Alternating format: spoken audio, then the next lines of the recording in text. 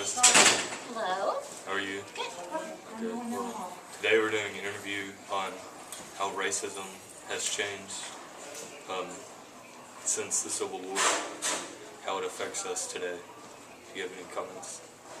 Well, of course, the biggest difference is that there is no slavery in the United States since the Civil War. And so knowing that just because you were born as an African American, that you are no longer a slave is probably the greatest difference, I'd say, since then. Okay. Well, do you have any stories about racism?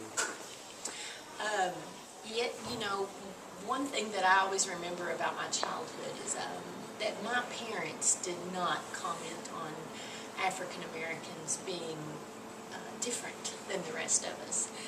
And I knew that when I got older. My dad was born in a very small town, Fancy Farm, Kentucky, and I would say in those days there were no black people in Fancy Farm. They would have been driven out.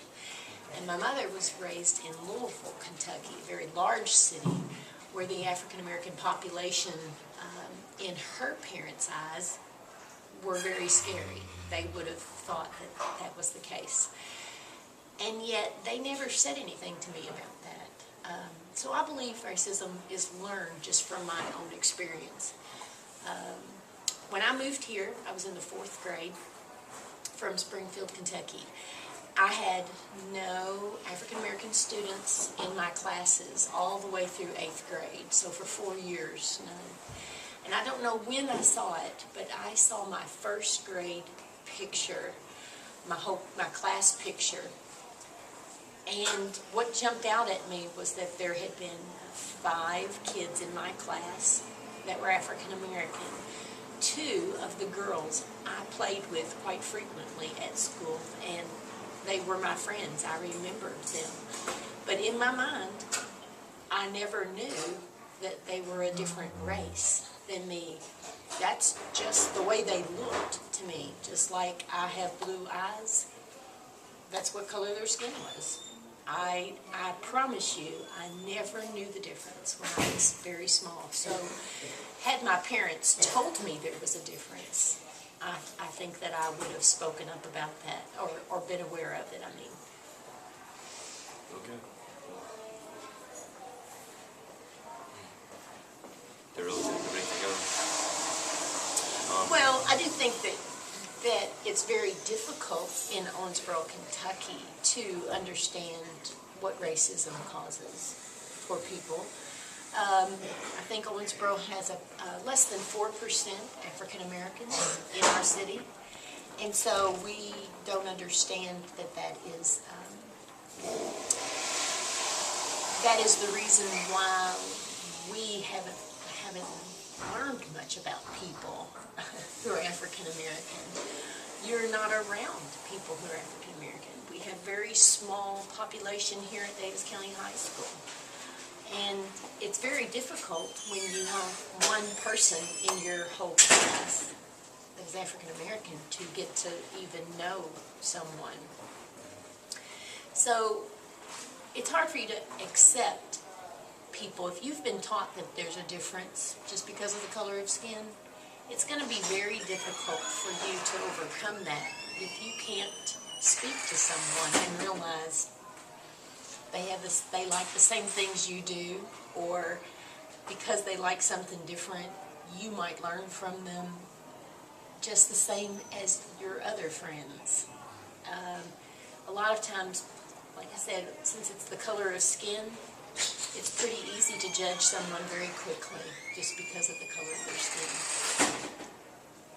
And I know we used to have a custodian who worked here, and he came in to speak to my government class one time, and he told the class that they'll never understand what that's like in Owensboro, that he has to dress a certain way, and he said he feels like he dresses up, even to come to work.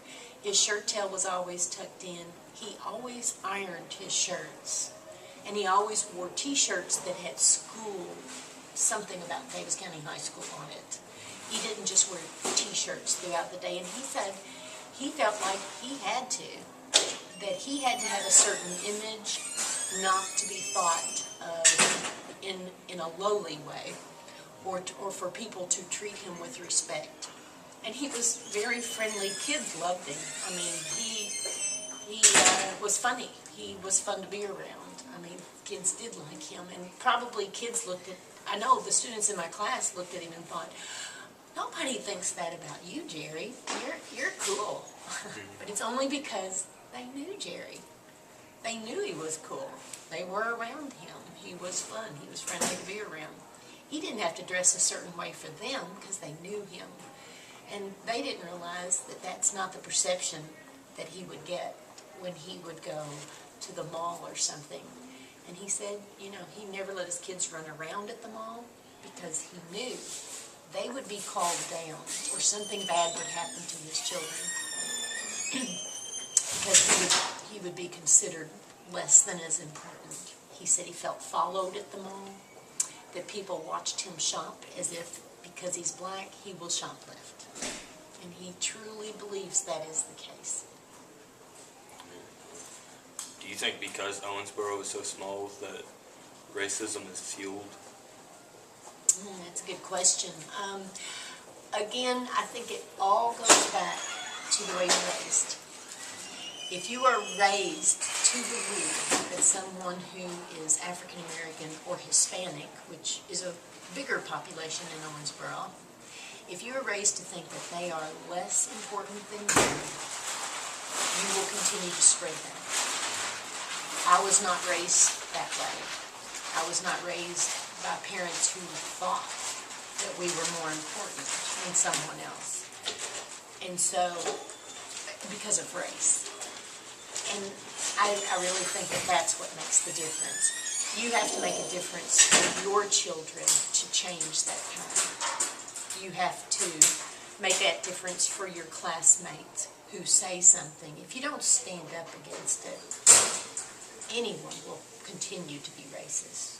It's just like going to school. You have to learn the difference. Okay. Thank you. You're welcome.